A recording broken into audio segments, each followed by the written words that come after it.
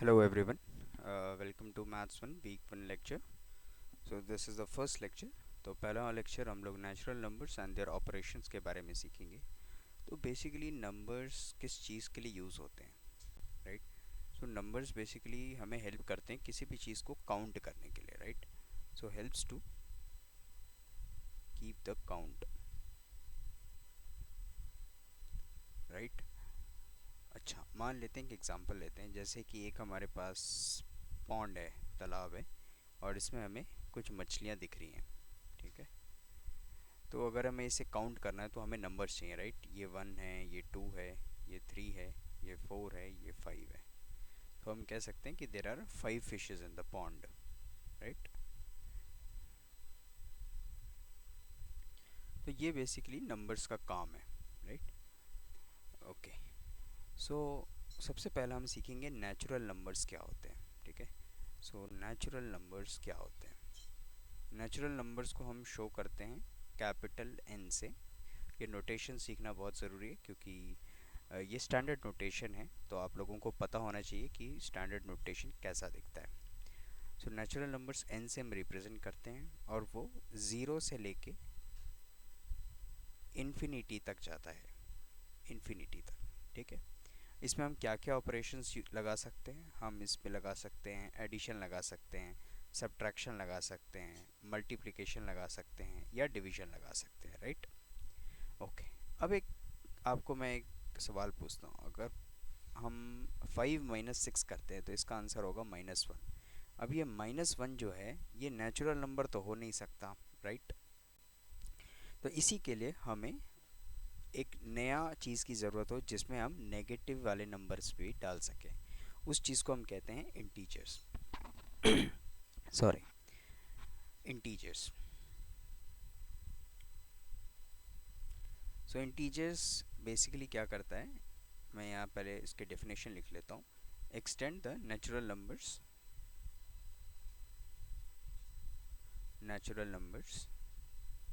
With negative number, ठीक है? तो इसका नोटेशन हम शो करते हैं z से, ठीक है? और ये क्या होता है, ये माइनस इन्फिनिटी से चलते हुए आता है -3, -2, -1, 0, 1, 2, 3 से लेके पॉजिटिव इन्फिनिटी तक सारे चीज़ों को हम इंटीजर्स कहते हैं, ठीक है? अच्छा, एक नंबर लाइन का कॉन्सेप्ट है, ये आप लोगों को पता होना चाहिए कि नंबर लाइन कैसा दिखता है. सो चलिए एक लाइन बना लेते हैं हम यहाँ पे, ठीक है? ओके.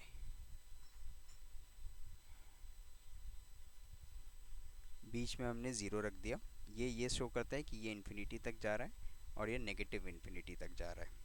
तो 0, 1, 2, 3 and so on till positive infinity. और उल्टे साइड में -1, -2, -3 and so on till negative infinity, ठीक है? अच्छा अच्छा, मल्टीप्लिकेशन क्या होता है? मल्टीप्लिकेशन को बेसिकली ज़्यादा ना सोच के हम कहते हैं कि ये रिपीटेड एडिशन है, ठीक है? एडिशन तो हम सबको पता ही है. तो मल्टीप्लिकेशन जो है वो बेसिकली रिपीटेड एडिशन है. अगर मैं कहता हूँ कि 6 × 2 कर दो, तो 6 को क्या कह रहा हूँ मैं, 6 को 2 बार ऐड कर दो, ठीक है? 2 टाइम्स ऐड कर दो. 6 + 6 12 इज इक्वल टू 6 × 2, ठीक है? ओके. अच्छा, मल्टीप्लिकेशन को हम दो तीन नोटेशंस हैं जिसके थ्रू हम शो कर सकते हैं, जैसे कि m×n कर सकते हैं, mn कर सकते हैं, m.n. ये सारे स्टैंडर्ड नोटेशन, ठीक है? ओके. ओके. अब हम जैसे इसका एक और एग्जांपल देखते हैं. अगर मुझे 7 × 4 करना है तो बेसिकली मैं क्या कह रहा हूँ कि 7 को 4 बार ऐड कर दो, राइट? 4 टाइम्स ऐड कर दो, तो बेसिकली ये 28 हो जाता है, ओके? अच्छा, एक बात ध्यान रखिए, 3m और m³ ये दोनों इक्वल नहीं हो सकते, राइट? क्यों? क्योंकि इसका मतलब है ये हम 3 को m से मल्टीप्लाई कर रहे हैं और ये है m को हम खुद से मल्टीप्लाई कर रहे हैं 3 बार, 3 टाइम्स, ठीक है, ये दोनों अलग है, इसलिए एक एक होता है m squared, m into m, एक होता है m cube, m into m. हम इसको स्टैंडर्ड नोटेशन में एम रेज़ टू पावर के लिख सकते हैं, मतलब कि एम को एम से के टाइम्स मल्टीप्लाई कर दो, ठीक है, ओके। और इसी को हम कहते हैं M to the power of K, M to the power of K, ठीक है, ओके। नया पेज खोल लेते हैं, ओके। अब हम डिवीजन के बारे में देखते हैं कि डिवीजन क्या होता है। तो डिवीजन क्या है, basically repeated subtraction,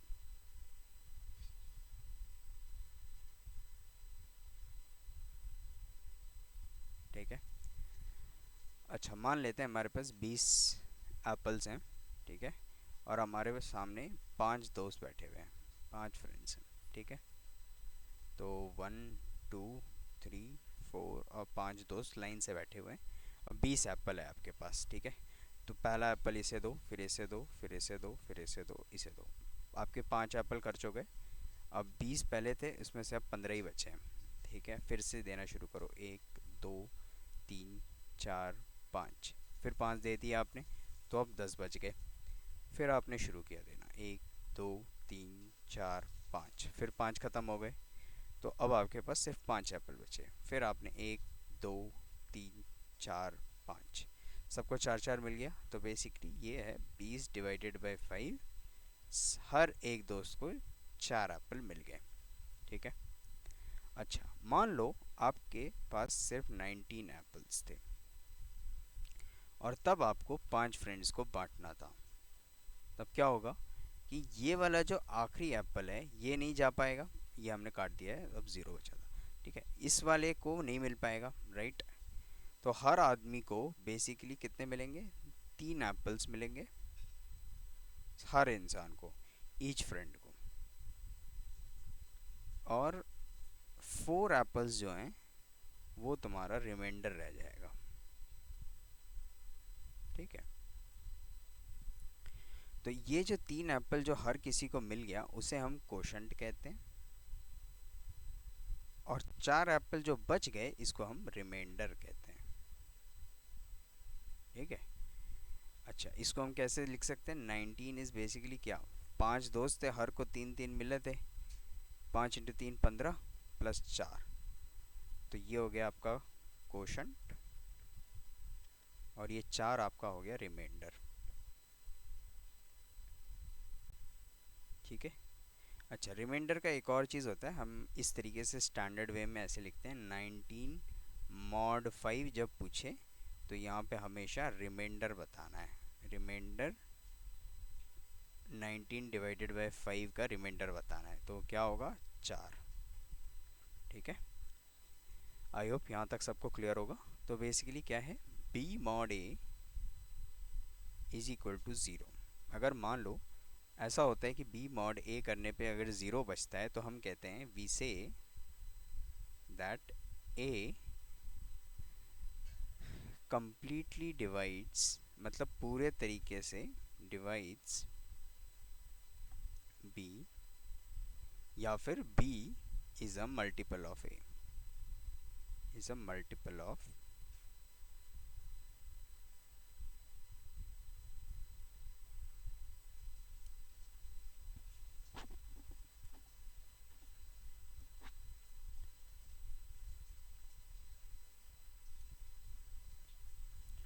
b is a multiple of a, okay. तो एग्जांपल ले लेते हैं इसका, 20 मॉड 4 इज इक्वल टू 0 होगा। तो इसका मतलब है कि 4 20 को कम्प्लीटली डिवाइड कर रहा है, और जो 20 है वो 4 का एक मल्टीपल है। कैसे, 4 इंटू 5 करने पे 20 आ जाता है, ठीक है। अच्छा, इसी से हम फैक्टर्स की बात कर लेते हैं, जब हम डिवीजन की बात कर ही रहे हैं। तो जैसे हमें 12 का फैक्टर लिखना है, तो हम ऐसे लिख सकते हैं 1,12, कि 1 इंटू 12 करेंगे तब भी 12 आ जाएगा, 2 इंटू 6 करेंगे तब भी 12 आ जाएगा, और 3 इंटू 4 करेंगे तब भी 12 आ जाएगा, अगर 25 का पूछें तो 25 का होगा 1,25 और 5,5। बस इतने फैक्टर्स होंगे इसके। ठीक है, अब हमने फैक्टर्स पढ़ लिए हैं, तो अब हम इसके साथ प्राइम नंबर्स का कॉन्सेप्ट पढ़ सकते हैं। तो प्राइम नंबर्स क्या होते हैं basically? Prime numbers, number is said to be a prime number. Number is, मैं पहले डेफिनेशन बता देता हूँ और फिर इस पर हम चर्चा करेंगे कि ये क्या होता है। ठीक है, तो the number is said to be a prime number अगर उसके सिर्फ दो फैक्टर हों, या फिर वो नंबर खुद, या फिर वन, उसके अलावा कोई फैक्टर ना हो, तो हम कहते हैं कि ये नंबर एक प्राइम नंबर है। तो इसको हम पहले लिखते हैं डेफिनेशन, फिर इसके बारे में देखेंगे।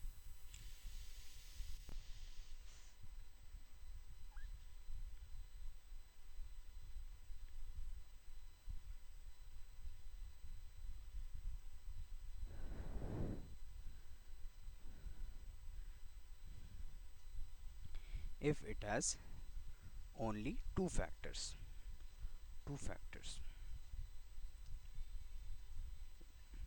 one and number itself। ठीक है, चलिए देखते हैं। 7 का अगर हम फैक्टर करें तो 7 के फैक्टर में सिर्फ 1,7 आएगा, तो ये एक प्राइम नंबर है। अगर हम 9 को देखें तो 9 का फैक्टर 1,9 हो सकता है और एक 3,3 हो सकता है, तो ये therefore it is not a prime number. और ऐसे नंबर को हम जो प्राइम नहीं होते उसको हम कहते हैं they are composite numbers.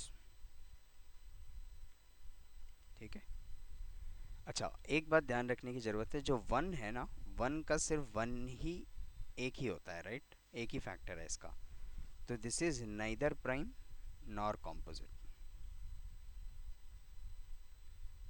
Neither prime nor composite.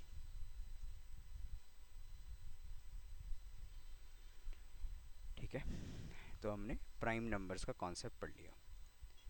Okay, अब हमें देखना है कि किसी भी नंबर को डीकम्पोज इनटू प्राइम फैक्टर्स कैसे किया जाता है। Decompose into prime factors.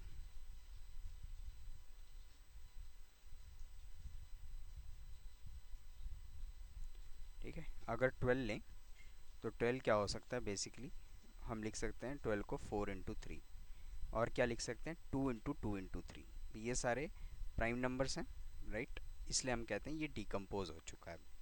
अच्छा, अगर 126 को लिखना चाहें तो कैसे लिख सकते हैं? 2 × 63 लिख सकते हैं, फिर 2 × 3 × 21 लिख सकते हैं, फिर हम इसको 2 × 3 × 3 × 7 लिख सकते हैं। अच्छा, इस चीज़ को हम एक और तरीके से लिखते हैं 2² × 3 भी, ये भी एक नोटेशन है जिसको आप फॉलो कर सकते हैं, और ये होगा 2 × 3² × 7। ठीक है, अगर इसी चीज़ को मैं लिखता कि 2 × 9 × 7, तो ये प्राइम डिकम्पोजिशन नहीं है, ये प्राइम डिकम्पोजिशन है। ठीक है, अब नेक्स्ट लेक्चर की तरफ हम बढ़ते हैं, वो है हमारा रैशनल नंबर्स। रैशनल नंबर्स क्या होते हैं? ठीक है, अभी हमने देखा कि 19/5 जो है ये कोई डिस्क्रीट वैल्यू नहीं है। ठीक है, ये होल नंबर नहीं है, ये कोई नेचुरल नंबर नहीं है। इसको हम बेसिकली किस फॉर्म में लिख रहे हैं? p/q के फॉर्म में। तो इसको हम कहते हैं, ये हमारे रैशनल नंबर्स कहलाते हैं, जहाँ पे हम कहते हैं कि p and q are integers, क्योंकि नेगेटिव भी हो सकता है, राइट? एंड एक और रूल है कि q कभी ज़ीरो नहीं हो सकता। अगर q ज़ीरो होगा तो ये पूरा का पूरा जो ये है, ये इन्फिनिटी की तरफ टेंड कर जाता है, राइट? तो इसका कोई वो नहीं रह जाएगा। अच्छा, रैशनल नंबर को हम डिनोट करते हैं लेटर q से। ठीक है, अच्छा अब रिप्रेजेंटेशन देख लेते हैं। मान लीजिए 3/5 मैंने एक रैशनल नंबर लिया, तो 3/6 को अगर हम ऊपर और नीचे दोनों को 2 से मल्टीप्लाई कर दें तो ये बन जाता है 6/10। अगर इसको हम मल्टीप्लाई कर दें 5 से ऊपर न्यूमरेटर में और डिनोमिनेटर में, तो ये बन जाता है 30/50। तो हम कह सकते हैं बेसिकली कि 3/5 is equal to 6/10 is equal to 30/50। इस चीज़ का एक नेम हम देते हैं कि representation of rational numbers are not unique. Representation of rational numbers is not unique. ठीक है, यहाँ तक क्लियर है आप लोगों को? ओके। अब डिपेंड करता है जैसे आपको नीड हो उस जगह पे आप या फिर ये यूज़ कर लो या ये यूज़ कर लो या ये यूज़ कर लो। बेसिकली ये तीनों के तीनों इक्वल हैं, राइट? ओके। अगर मैं कहूँ कि ये 6/10 को मुझे रिड्यूस्ड फॉर्म में लेके जाना है, तो हम क्या करेंगे? रिड्यूस्ड फॉर्म में अगर ले जाना हो तो हम बेसिकली क्या करते हैं, क्या एक नया कॉन्सेप्ट है यहाँ पे, GCD या फिर HCF ढूंढते हैं। इसको हम कहते हैं ग्रेटेस्ट कॉमन डिवाइज़र और इसको कहते हैं हाईएस्ट कॉमन फैक्टर। तो बेसिकली 6 को डिकम्पोज करो, जो अभी आपने ऊपर सीखा था, 2 × 3 लिख सकते हैं और 10 को हम लिख सकते हैं 2 × 5। तो ये कॉमन है, ये कॉमन है, तो इसलिए इस चीज़ से हम इसे डिवाइड कर देंगे, ऊपर भी और नीचे भी। ठीक है, तो ये जो आएगा 3/5, ये इसका रिड्यूस फॉर्म आ जाएगा। तो मैं आपको एक एग्जांपल देता हूँ, पहले इसको एक बार कोशिश करिए। एग्जांपल है 18/60 का रिड्यूस्ड फॉर्म क्या होगा। ठीक है, 5 मिनट लीजिए और फिर हम इसको कंटिन्यू करते हैं। ठीक है,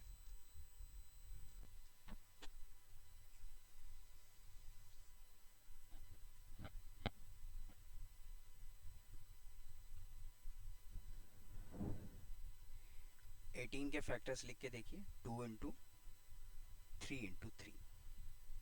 60 के फैक्टर्स लिखिए, 2 × 2 × 3 × 5।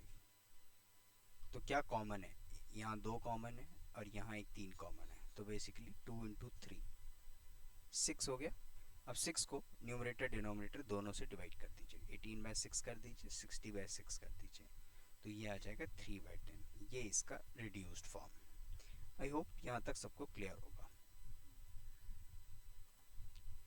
ओके, एक और इसमें यहाँ पे हमारा एक और कॉन्सेप्ट रहता है डेंस और डिस्क्रीट के बारे में। ठीक है, तो डेंस क्या होता है, डिस्क्रीट क्या होता है? अगर आप लाइन को देखो और कोई भी दो इंटीजर उठा लो, मान लो ये -2 है और ये -1 है।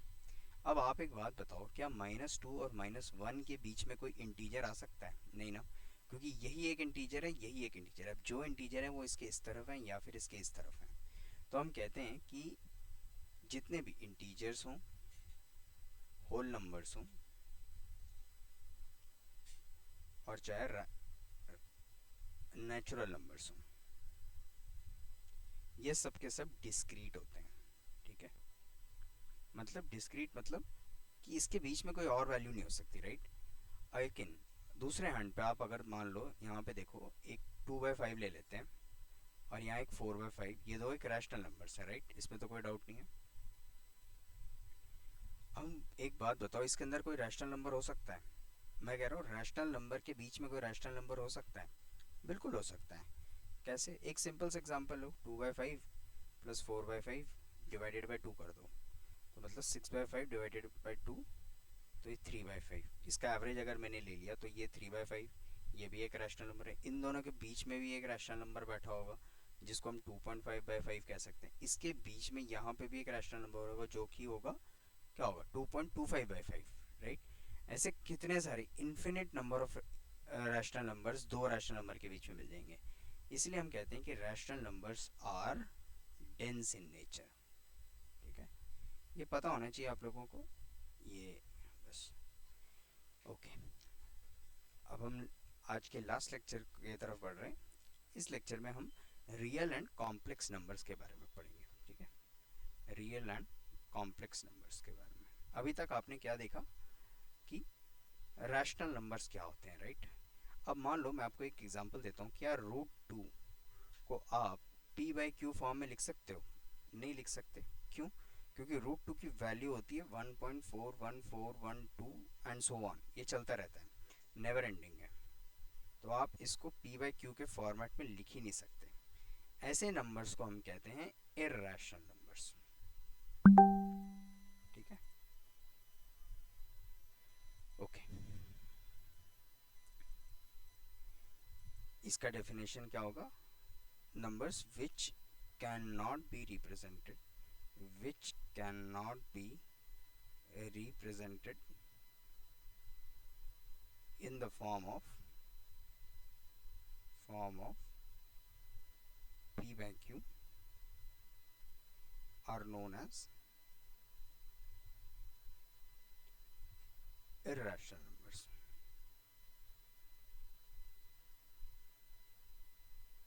Okay okay.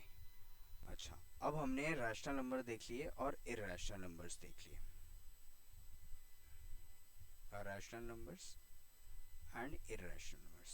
अब एक टर्म हमें चाहिए था जो इन दोनों को एक साथ जोड़ सके, तो उसको हम कहते हैं रियल नंबर। सो बेसिकली इन दोनों को एडिशन को हम कहते हैं रियल नंबर्स। और रियल नंबर्स का एक लेटर हम शो करते हैं आर से, ठीक है।